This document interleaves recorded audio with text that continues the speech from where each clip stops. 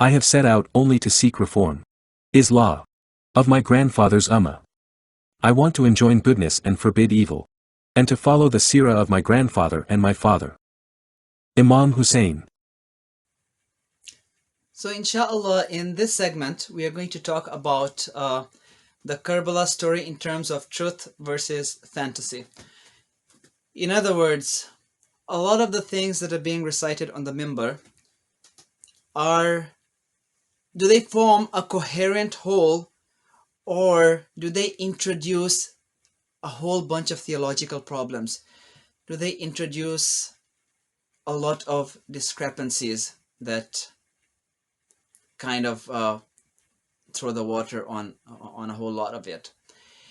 One of the very big things that is propagated during the period of the Muharram commemorations is that Imam al-Hussein alayhi salam had ilm al-ghaib, and no one has ilm al-ghaib. There's a whole long series that Islaah has on ilm al-ghaib. But the idea that he was privy to the nitty-gritty detail of what was going to happen in Karbala. Now this is problematic from the very beginning, because let's say that Imam al-Hussein knew everything about it. He's gonna leave here, this will happen, these are the events that will take place, and eventually he will achieve the Shahada and whatever happened on Yawmul Ashura in that year in Karbala. Okay, and this is different from knowing the prophecy of the Prophet that Karbala will happen. That's one thing. So take the example of the prophecy in the Quran about Ghulibat al-Rum, that Rome has fallen, but in a couple of years Rome is going to have victory. Okay, just because the Quran prophesied that in a couple of years Rome will have victory doesn't mean that we can pinpoint, if we were living in that time, that of all the battles that are going to happen between the Romans and the Persians, this will be the battle, this particular one, over the next couple of years, where Rome will have victory. All we know is that there will be a battle within the next couple of years, and in it Rome is going to have a great victory. So the same way, yes, Prophet Muhammad ﷺ had prophesied the Shahada of his grandson, but no one knew which journey is it going to be, which battle is it going to be, which circumstance is it going to be, and all that stuff. There was no reason for Imam al-Hussein to know or to be certain that it was this trip that would be that particular prophecy being fulfilled. And so he had to position himself and make his plans as if that was not the one, or that was not necessarily the one. He couldn't wait at every step to figure out, is this going to be the one? Is that going to be the one? The signs will come. You will find out when it's going to be the one. So just the fact that the prophecy was there is no proof and is no evidence that Imam Hussein knew that this was the one, let alone knowing the nitty-gritty details of it all. And it creates a lot of theological problems if someone would think that he did know about it, because let's go back in history, talk about the Shahada, not the Shahada, but rather the event of Hijrah, in which Imam Ali alayhi salam lay down on the Prophet's bed, and he was told that by doing this you're going to save the Prophet's life. So he was ready for his Shahada. Of course that didn't happen, but he was ready for his Shahada at that point, to be martyred. And if we say that Imam Ali alayhi salam had ilm al-ghaib and had knowledge about this event, then all his effort and sacrifice would be in waste. Water would be poured on it. It would be like nothing, because okay, you knew that you're going to survive this, so was it a sacrifice? So when people start putting this ilm al-ghaib thing to the Aimma Ahlul Bayt alayhi salam, then they're actually pouring water on their sacrifices, and they're belittling their position and their status. So let's come back to Karbala. The first theological problem, or the first problem that is introduced, if we would say that Imam Hussein alayhi salam had knowledge of all of this, is that then he would, na'udhu billah, be a dishonorable person and a person of very low character, na'udhu billah, which we know that is not the case. He was the person of the highest character, for taking women and children along that would bring great suffering to those women and children. The women and children of his home, as well as the women and children of his relatives. Taking his relatives, his close companions, and their women and children. Because he wouldn't have the right to do that, okay? If he knows that there's a big disaster looming that's coming, and these women, innocent women and children, are going to suffer for that, then he has no right to put them in that situation. If he had certainty that this was it and this is what is going to happen. This is the first problem. It puts a big splatter, a big blotch on the character of Imam Hussein alayhi salam to say that he had knowledge of what was going on. In fact, the whole history, the whole series of events demonstrates that this was not the case, that he actually did not have certainty that this was the event that was going to happen. And we see that in the story of Hazrat Muslim alayhi salam as well, that he went and he scouted the area. He was sent by Imam al-Hussein, and he wrote back a letter that the situation is conducive to Imam Hussein. And when things turned south, then as a prisoner, he was urging the only avenue he had available, and that was the avenue of the enemy, pleading to them that please send a letter to Imam Hussein, letting him know that the situation is not conducive. And he probably didn't have much hope that this would work, but it was the only available option for him, so he tried it out. In other words, even Hazrat Muslim alayhi salam, the ambassador of Imam Hussein alayhi salam, one of the most pious people of the time, he did not have any inkling that Imam Hussein knew that this was going to be the Shahadat Karbala. Right? So he didn't know that.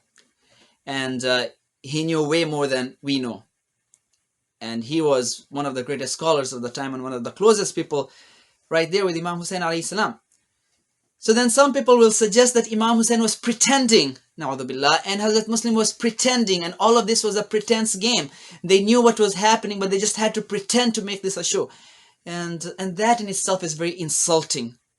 It is very insulting and degrading to the characters of people like Imam al-Hussein alayhi salam and the noble character of Hazrat Muslim alayhi salam. You know, to say that all of this was a pretend game and a pretense game, like they're doing some kind of acting, you know, that their goal is to do this act. Na'udhu billah. No. Imam Hussein's character was most sublime. He was the best person of the time. And it would be really a shame to bring it down to that level just because we want to give him a supernatural status. So this idea of supernatural status, supernatural knowledge, essentially is driving wedges and arrows through the character of Imam Hussein alayhi salam. So whereas the enemies had shot actual arrows at Imam Hussein alayhi salam, when we do these kind of things, trying to give him this supernatural status, we end up putting arrows through the character of Imam Hussein alayhi salam, and that is very sad. I'll give you another example. The matter of water. So they say that Imam Hussein tried to dig for water. Imam Hussein, Hazrat Abbas, they tried to dig for water when the water was blocked. And it has been researched and stated that had they dug a little more or a little off, they would actually have hit water. On one hand, to the rida of Allah subhanahu wa ta'ala, they wouldn't hit water because Allah subhanahu wa ta'ala wanted them to be shaheed in a certain state. But on the other hand, Imam Hussein didn't have this ilmul ghaib, this special supernatural knowledge. Had he had that supernatural knowledge, he would have known that just a little off, we will hit water if we dig at the right spot. If we dig a little deeper or a little further, we will hit water. But it's a very natural story. All these unnecessary introductions of supernatural ilmul ghaib stuff tarnishes the character of the Imam alayhi salam. Let's take another very common example that is narrated in the majalis and people cry a lot about it, but something that always boggles the mind, is mind-boggling, and even to me as a child was very mind-boggling. The idea that Hazrat Abbas was so supernaturally brave. Oh, he was an exceptionally brave person. He was probably the bravest or one of the bravest persons of the time. Him and Imam Hussein alayhi salam, the bravest people of their time. But the idea that he was so supernaturally brave that if he took his sword and fought these people after a couple of days or whatever time period of thirst and hunger, that he would have destroyed an army of 30,000 or 90,000 by himself, or however many thousand, all by himself. This kind of supernatural exaggeration that is fed into by fabrications and fables, such as the very common one that's recited in majalis all over and has been recited for years and decades and perhaps centuries, that Imam al-Hussein told Hazrat Abbas that you are not allowed to take your sword, because if you take your sword, the idea being that if you take your sword, you're going to completely destroy the enemy, and I don't want you to completely destroy the enemy because God wants us to die as martyrs. He wants to take martyrs from us. So I am going to block you from having a successful military jihad by telling you not to take your sword. That doesn't make any sense. That doesn't make any sense at all, and actually turns out this is all an exaggeration, a fabrication.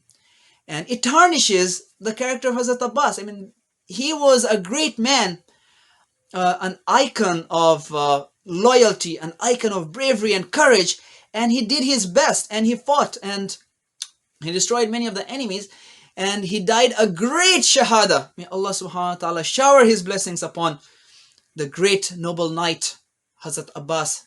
May Allah's peace and blessings be upon him. He did a great sacrifice, and kind of pours water on his sacrifice to say that, oh no, he was so supernaturally brave, and he didn't take his sword because of this. It's all unnecessary, toying around with a natural story. And all of this distorts the story, and once the story starts getting distorted, it gives a very awkward and adulterated picture of the truth. And people start losing faith in the story, and they stop seeing it as a reality and start seeing it as a myth. And they fantasize about this fantastic myth, but then it becomes more of a myth and becomes less of the truth that you can relate to. Take another case, the case that is recited of Imam Ali alayhi salam coming in the Sham Ghariba. And the idea being that Imam Ali alayhi salam has these supernatural qualities, and people call upon him and he responds. And so people would question that, okay, if Imam Ali alayhi salam has these supernatural qualities, that even after he has moved on to the realm of Barzakh, people call upon him and he responds, how come he was not there to help his son, to help his daughter, to help his family? And so something is introduced that no, he actually did come in the Sham Ghariba, but he came for just a short while and said that, I'm going to take care of this particular period of time, this portion of the night. And then, it will introduce other problems. Why this portion of the night? Why not the whole night? Why not the time when the tents were burning? Why not this time and why not that time? So it brings other problems into it. And the answer is very simple, that we don't need to do all these things. And that was a very painful night. We do not need to bring Imam Ali into this thing, fabricate that portion just because we want to support the cause of supernature for the Imam alayhi salam. And by doing that, we are pouring water on the sacrifices of Bibi Zainab. She had a terrible night. That was a night that almost no one can bear. And she bore it. It was very difficult, not just for her, for Imam Sajjad alayhi salam, for the women, for the children. They had a terrible, horrible night to bear. And there was no one protecting them. It was tough. It was difficult. It was chaos. It was supreme sadness and terror. And they had that night of terror. And no, Imam Ali alayhi salam was not there to protect them for a portion of the night. That is just pouring water on the truth, pouring water on their sacrifice. They had a horrible, horrible situation. They sacrificed that night, and there was no one protecting them. It was a test, it was a trial, it was a tribulation, and they went through it alone and in pain. We do not need to create a supernatural effect that Imam Ali alayhi salam came and protected them for a period of the night. That just pours water on their sacrifice, or part of their sacrifice. And it is a shame that a lot of these things are said from the mimbar. You know, there's a famous internet scholar, if you may, or at least he's famous on the internet, and he has said things such as, you know, our women, and this is really degrading our women to say things of this kind. And maybe there are some women who are like that, but it is degrading either way.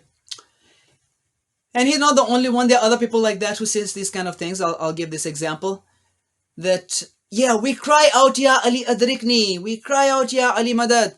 And our people do that. And our women, when they're delivering their babies, they do that. Astaghfirullah, na'udhu billah. Imam Ali alayhi salam would not come to the aid of the women of his house, of his daughters, the other women of his house, when they're delivering a child. No, he would arrange for nursemaids to help them. He would arrange for women who help women in delivery of children. And then you find someone on the mimbar sitting and with great passion saying that, yes, our women, when they're in delivery, they're calling on Imam Ali alayhi salam for help. Na'udhu billah. This is sacrilegious. This is insulting. This is horrible and disgusting to say such things. And why are these things being said? Because there's a theological problem that has been introduced. And that theological problem is that the Imams have the supernatural qualities. And to do that, we're bending over our back to create all these things that introduce certain degrading things on one hand and insulting things. And on the other hand, they pour water on the sacrifices that great people have made. And a lot of this is regurgitated again and again during Muharram rituals, during Karbala commemorations. So one of the things that we need to be careful about and we need to correct and fix is that we should have the Karbala story told in its truthful form. We don't need any fantasies to come. The story by itself is tragic enough. And when fantasies are brought in, it actually reduces the impact of the story. It starts making it look like a myth.